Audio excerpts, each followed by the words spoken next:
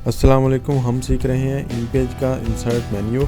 तो इसमें हम आज देखेंगे कि टेबल स्प्लिट कैसे किया जाता है। उसके बाद है टेक्स्ट, टेबल टू टेक्स्ट किस तरह से की जाती है। कोई टेबल दिया गया उसको टेक्स्ट में कन्वर्ट करना है, या उसके बाद टेक्स्ट टू टेबल कैसे कन्वर्ट करना है, और ऑब्जेक्ट लॉक। इसमें ये देखें आपको दो ऑप्शन नज़र नहीं आ रही होंगी, टेक्स्ट टू टेबल और टेबल टू टेक्स्ट। तो जब हम टेबल को क्रिएट कर देंगे उसके बाद हमें ये ऑप्शन शो हो जाती हैं।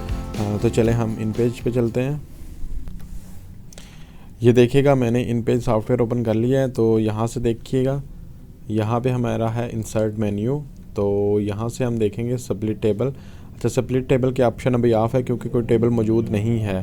तो सबसे पहले हमें टेबल क्रिएट करना पड़ेगा। तो मैं टेबल पे क्लिक कर लेता हूँ और यहाँ से हम देखेंगे हमने कितने जो है वो रोज़ बनानी है और कितने कॉलम्स देने हैं। तो हम कोई 4 to 5 रोज़ कर लेते हैं और 5 ही कॉलम्स कर लेते हैं। तो मैं इसको ओके कर लेता हूँ। तो ये देखिएगा ये एक टेबल क्रिएट हो चुका हुआ है। इसमें हम टेक्स्ट को भी लिख सकते हैं। तो मैंने फ़र्ज़ करो इसमें कोई टेक्स्ट थोड़ा सा लिख लेता हूँ मैं। तो यहाँ पे देखिएगा मैंने एक टेबल क्रिएट कर लिया है। अब मैंने टॉप की एक रो में डाटा भी लिख लिया हुआ है, लेकिन अब अगर फ़र्ज़ करें मैंने कि टेबल को थोड़ा नीचे करना चाह रहा हूँ और इसके ऊपर मैं एक हेडिंग देना चाह रहा हूँ जो कि टेबल को के बारे में होगी कि टेबल के अंदर कौन सा डाटा है। तो वो मुझे लिखने के लिए मेरे पास नहीं है, वो स्पेस नहीं नज़र आ रही। तो मुझे स्पेस बनाने के लिए मैं इस टेबल के ऊपर ही किसी जगह पे कर्सर होगा मेरा और मैं इंसर्ट पे जाऊँगा और हमें यहाँ से देखूँगा। ये देखिए स्प्लिट टेबल की ऑप्शन आ चुकी हुई है। तो मैं जैसे ही स्प्लिट टेबल करूँगा यहाँ पे ये देखिएगा ये जगह बन चुकी है। अब मैं यहाँ पे लिख सकता हूँ अपना टेक्स्ट। तो मैं लिख लेता हूँ। इस तरह है मैंने हेडिंग दे ली। तो इसको मैं सेंटर लाइन कर लेता हूँ और इसको थोड़ा सा कोई आप टेक्स्ट जो है वो साइज़ इंक्रीज़ करके आप कलर अपनी मर्ज़ी का उसमें चूज़ कर सकते हैं। बॉम्बे ब्लैक में से कर देता हूँ। ये देखिएगा यहाँ से मैंने ब्लैक कर दिया। मैंने इसका कलर भी इसको चेंज कर सकता हूँ कोई भी। तो इस तरह से आप हेडिंग दे सकते हैं। अब आप यहाँ से एंटर प्रेस करेंगे तो ये देखिएगा टेबल नीचे चला जाएगा। तो इस तरह से हम उसको री एडजस्ट या उसकी लोकेशन चेंज कर सकते हैं टेबल की। तो यहाँ से आप देखिएगा ये इस तरह का टेबल है हमारे सामने। अभी हमने नेक्स्ट जो है अगली हमारी ऑप्शन है वो देखनी है। तो ये देखिए आप ये इधर मेरे पास ऑप्शन आ रही है टेबल टू टेक्स्ट, क्योंकि मैं टेबल के अंदर मौजूद हूँ। तो यहाँ से देखिएगा मैं टेबल के अंदर ही हूँ। तो अभी मैं इस पर क्लिक करता हूँ टेबल टू टेक्स्ट पे। तो हम देखेंगे कि इसका क्या होता है। तो मैं कर लेता हूँ क्लिक टेबल टू टेक्स्ट पे। तो अब वो मुझसे देखें ये ऑप्शन आ रही है, ये पूछ रहा है कि क्या टैब्स पे आपने करना है।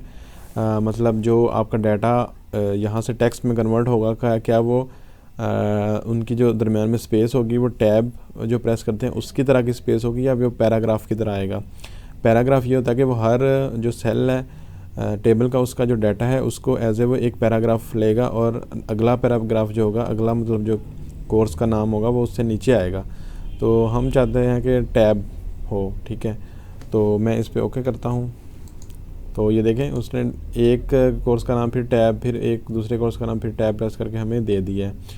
तो मैं इसको दोबारा से देखता हूँ। अभी ये मेरे पास टैब वाला टेक्स्ट है।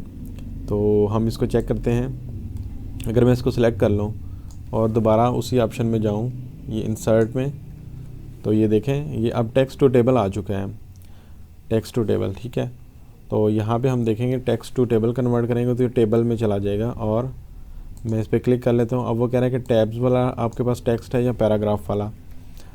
तो हमारे पास कौन सा टैब वाला ही है। तो मैं इसको जस्ट ओके कर देता हूँ। तो ये सेम पहले वाला टेबल हमारे पास उसी तरह से वापस आ चुका हुआ है। उसके बाद देखिएगा मैं इसको पैराग्राफ वाला भी आपको करके दिखाता हूँ। मैं दोबारा से टेबल है टेबल टू टेक्स्ट में गया। यहाँ से मैंने अब लास्ट टाइम टैब्स क्लिक किया था, अभी मैं पैराग्राफ क्लिक करता हूँ। तो मैं ओके करता हूँ। तो ये हर एक को देखें उसने इस तरह से पैराग्राफ कंसीडर करके अगली ऑप्शन में चला जा चुका है। फिर मैं इसे रिवर्स करता हूँ, इंसर्ट में जाके टेक्स्ट टू टेबल में करता हूँ। और अब हमारे पास क्या है, अब हमारे पास पैराग्राफ्स हैं, इनको टेबल में कन्वर्ट करना है। तो यहाँ से ओके किया और हमारे पास ये पैराग्राफ्स थे, ठीक है। अब पैराग्राफ्स को उसने जब टेबल में लेके जाना है तो उसने यहाँ एग्जैक्टली पैराग्राफ्स को ही उसने कंसीडर करना है। और वो देखें उसने 1 बाय 1 नहीं किया, उसने एक ही सेल बना दिया, क्योंकि उसकी इसी तरह से थी, पैराग्राफ को उसने ले रहा था। टैब्स वाला होता तो उसने उसको टेबल में आगे आगे सेल्स में उतने कॉलम बना देने थे टैब्स की मदद से, लेकिन उसने जो एंटर प्रेस हुई है उसने रोज़ को लिया है। तो इस तरह से हमारा टेबल बन चुका है। यहाँ एक और देखिएगा, एक और एग्जांपल है। यहाँ पे मल्टीपल जो है वो कॉलम और रोज़ का एक टेबल है। इसको हम देखते हैं टेबल टू टेक्स्ट कन्वर्ट करके एज एन एक्सपेरिमेंट।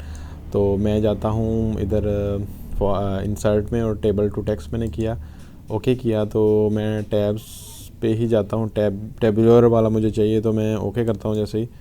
तो ये देखिएगा उसने कर दिया है मुझे कन्वर्ट।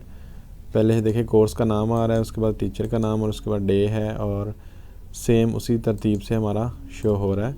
तो मैं इसको रिवर्ट बैक कर लेता हूँ, यहाँ से टेक्स्ट टू टेबल कन्वर्ट किया, टैब्स पे ही क्लिक किया और ऐसे कर लिया। अगेन मैं नेक्स्ट पे जाता हूँ, टेबल टू टेक्स्ट। अब मैं पैराग्राफ को लूँगा और ओके करूँगा। तो ये देखिए उसने हर एक को एज ए पैराग्राफ कंसिडर करके उसको ले लिया। अब ये हर रो पे आ जाएगा इस तरह से। टेक्स्ट टू टेबल मैंने जैसे ही कन्वर्ट किया तो वो पैराग्राफ पे मैंने था, तो ये देखिए इस तरह से आ चुका है। तो यही थी एग्जांपल। तो आप टैब्स वाला करेंगे तो ज़्यादा अच्छा रहेगा। और अगर डायरेक्ट आपने सिर्फ टेबल को देखना चाह रहे हैं डाटा विदाउट लाइंस और टेक्स्ट की फॉर्म में। उसके बाद हमारी अगली ऑप्शन जो है वो है ऑब्जेक्ट लॉग।